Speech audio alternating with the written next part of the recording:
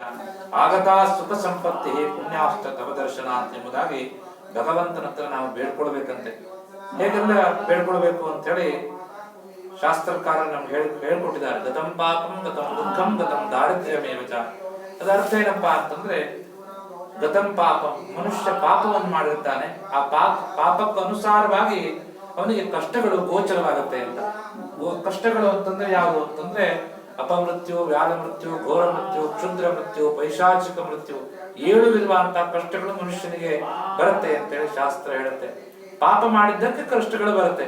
ಹಾಗಾದ್ರೆ ನಾನು ಸ್ವಾಮಿ ಪಾಪನೇ ಮಾಡಿಲ್ಲ ಅಂತ ಹೇಳ್ತಾರೆ ಅಲ್ವಾ. ಯಾರು ಕೇಳಿದ್ರು ನಾನು ಪಾಪ ಮಾಡಿದ್ದೀನಿ ಅಂತ ಒಪ್ಕೊಳ್ತಾರ? ಯಾರು ಒಪ್ಕೊಳ್ಳೋರೇ ಇಲ್ಲ. ಅದಕ್ಕಾಗಿ ಶಂಕರಾಚಾರ್ಯರು ಬಹಳ ವಿವರವಾಗಿ ಸ್ತೋತ್ರದಲ್ಲಿ ಹೇಳಿದ್ದಾರೆ.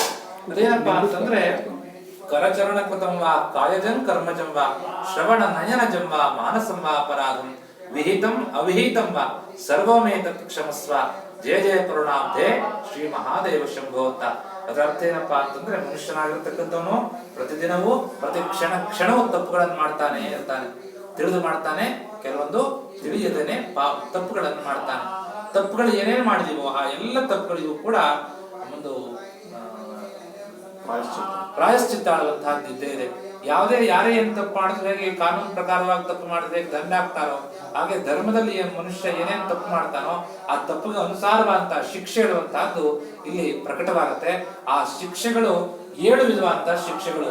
ಹೇಗೆ ಶಿಕ್ಷೆಯನ್ನು ಭಗವಂತ ಕೊಡ್ತಾನೆ ಅಂತಂದ್ರೆ, ಅಪಮೃತ್ಯು, ವ್ಯಾಧ ಮೃತ್ಯು, ಘೋರ ಮೃತ್ಯು ನಮ್ಗೆ ಮಾನಸಿಕವಾಗಿ ತೊಂದರೆಯನ್ನು ಕೊಡಬಹುದಂತೆ. ತದನಂತರದಲ್ಲಿ ದೈಹಿಕವಾಗಿ ತೊಂದರೆ ಆಗುವಂತಹದ್ದು ಮನುಷ್ಯನಿಗೆ ಆಗ್ಬೋದು. ತದನಂತರದಲ್ಲಿ ಮಾನಹಾನಿ ಆಗುವಂತಹದ್ದು, ಮಾನಹಾನಿಯು ಕೂಡ ಒಂದು ಸಾವಿಗೆ ಸಮಾನ ಅಂತ ಹೇಳಿ ಶಾಸ್ತ್ರ ಹೇಳುತ್ತೆ. ಮಾನಹಾನಿ ಆದವನಿಗೆ ಮಾತ್ರ ಗೊತ್ತು ಅದರ ಕಷ್ಟ ಏನು ಅಂತ.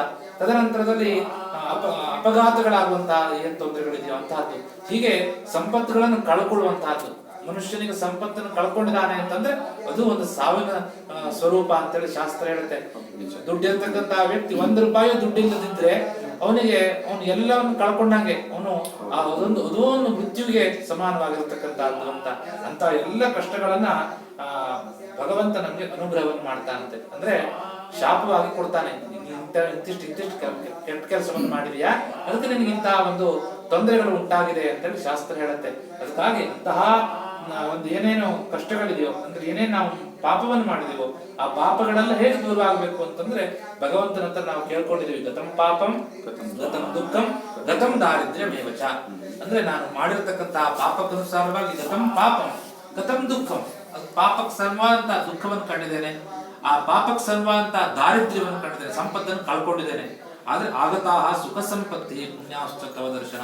ಮುಂದಿನ ಜೀವನ ನನಗೆ ಹೇಗಿರ್ಬೇಕಪ್ಪ ಅಂತಂದ್ರೆ, ಆಗತಾಹ ಸುಖವನ್ನ ನಿನ್ನ ಅನುಗ್ರಹದಿಂದ ನನಗೆ ಸುಖವನ್ನು ಕಾಣುವಂತಹ ಯೋಗಗಳು ಪ್ರಾಪ್ತಿಯಾಗಲಿ. ಸಂಪತ್ತಿ ಧರ್ಮ ಕಾರ್ಯದಲ್ಲಿ ಸಂಪತ್ತನ್ನು ಗಳಿಸುವಂತಹ ಯೋಗಗಳು ನನಗೆ ಪ್ರಾಪ್ತಿಯಾಗಲಿ ಅಂತೇಳಿ ಭಗವಂತನ ಹತ್ರ ಕೇಳ್ಕೊಂಡಿದ್ದೀವಿ. ತದನಂತರದಲ್ಲಿ ಸಂಪತ್ತಿ ಪುಣ್ಯಾಶ್ಚ ತವ ದರ್ಶನ, ಪುಣ್ಯತಮವಾದಂತಹ ನಾನೇನು ಸಂಪತ್ತನ್ನು ಗಳಿಸಿದಿನೋ ಆ ಗಳಿಸಿರತಕ್ಕಂತಹ ಸಂಪತ್ತಿನಿಂದ ನಾನು ಪುಣ್ಯವನ್ನ ಸಂಪಾದನೆಯನ್ನು ಮಾಡತಕ್ಕಂತ ಯೋಗಾದಿಗಳನ್ನು ನೀನು ನನಗೆ ಅನುಗ್ರಹವನ್ನು ಮಾಡು. ಈ ರೀತಿಯಾದಂತಹ ದೇವತಾ ಆರಾಧನೆ ಪೂಜೆಗಳನ್ನ, ದೇವಸ್ಥಾನಕ್ಕೆ ಹೋಗಿ ದೇವಾಲಯಕ್ಕೆ ಹೋಗಿ ದೇವರನ್ನ ದರ್ಶನವನ್ನು ಮಾಡ್ತಕ್ಕಂಥ, ಬ್ರಾಹ್ಮಣರಿಗೆ ದ್ರವ್ಯಗಳನ್ನ ದಾನವನ್ನು ಮಾಡ್ತಕ್ಕಂಥ, ಇಂತಹ ಪುಣ್ಯತಮವಾದಂತಹ ಕಾರ್ಯವನ್ನು ಮಾಡಿಸುವಂತಹ ಪ್ರೇರೇಪಣೆಯನ್ನ, ಸಂಪತ್ತನ್ನು ನೀನು ಅನುಗ್ರಹಿಸು ಅಂತ ಹೇಳಿ ಕೇಳ್ಕೊಂಡಿದ್ದೀವಿ. ಪುಣ್ಯಾಶ್ಚ ತವ ದರ್ಶನ, ಇಂತಹ ಪುಣ್ಯ ಸಂಪಾದನೆಯನ್ನು ಮಾಡಿ ಕೊನೆಯಲ್ಲಿ ನಿನ್ನನ್ನೇ ದರ್ಶನವನ್ನು ಮಾಡತಕ್ಕಂತಹ, ಭಗವಂತನನ್ನ ನೋಡುವಂತಹ ಯೋಗಾದಿಗಳನ್ನ ನೀನು ಅನುಗ್ರಹಿಸು ಅಂತ ಹೇಳಿ ಆ ಭಗವಂತನ ಹತ್ರ ನಾವು ಪ್ರಾರ್ಥನೆಯನ್ನು ಮಾಡ್ಕೊಳ್ತಕ್ಕಂತಹದ್ದು. ಕೈ ಮುಗಿದು ಪ್ರಾರ್ಥನೆ ಮಾಡ್ಕೊಂಡಿದ್ದೀರಿ. ಆ ಒಂದು ಅನಂತಾದಿ ಎಲ್ಲ ದೇವತೆಗಳು, ನಾಗದೇವತೆಗಳ ಅನುಗ್ರಹ ನಮ್ಗೆ ಆಗಲಿ. ಆ ನಾಗದೇವತೆಗಳ ಅನುಗ್ರಹದಿಂದ ಸರ್ಪದೋಷಗಳು ಅನ್ನುವಂತಹದ್ದು ದೂರವಾಗಿ ಸುಖ, ಶಾಂತಿ, ನೆಮ್ಮದಿ ಎಲ್ಲವನ್ನ ಭಗವಂತ ಕೊಡ್ಲಿ ಅಂತೇಳಿ ಪ್ರಾರ್ಥನೆ ಮಾಡಿ ಇತ್ತಲೇ ಪ್ರದಕ್ಷಿಣೆ ಮಾಡಿ ಕೈಯಲ್ಲಿರತಕ್ಕಂಥ ಹೂವನ್ನ ಮುಂದುಗಡೆ ಪೂಜೆ ಮಾಡಿ ಮಂಡಿಯವರಿಗೆ ನಮಸ್ಕಾರ ಮಾಡ್ಕೊಳ್ಳಿ. ಓಂ ಯಾನಿ ಗಾನಿ ಪಾಪಾನಿ ಜನ್ಮಾಂತರ